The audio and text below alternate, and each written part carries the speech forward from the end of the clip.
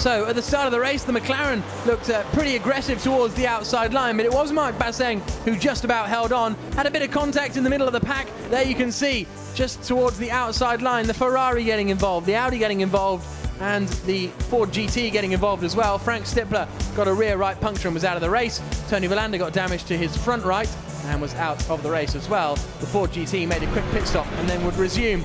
We had a great three-way fight for the lead of the race. Marc Basseng just about managing to keep Fred McAviggy behind him despite some pretty decent efforts. Then the pit stop windows came around. Stefano Telli handing over to Laurens Vanthoor, and then when Winkelhock came out of the pits, he was put under a lot of pressure from his teammate, and as a result the McLaren managed to get past both of them. Steph Dusseldorp taking the lead of the race, but it wasn't long before they were going three abreast down into the hairpin at turn 6. It was absolutely incredible racing. No positions changed there, but the number 37 car of Thomas Jaeger managed to sneak around the outside at turn 15. Brilliant move from him to move up into that second position.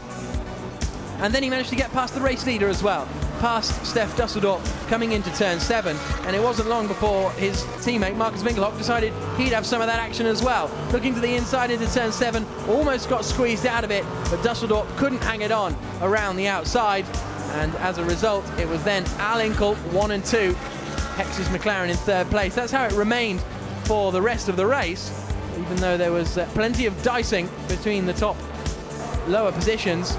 Alvaro Parent had to retire the second Hex's McLaren, unfortunately, after running in a strong position. There's also a bit of an incident between Nicky Meermanov, him just gently nerfing Laurens Vanthoor out of the way. He was given a drive-through penalty for that little manoeuvre.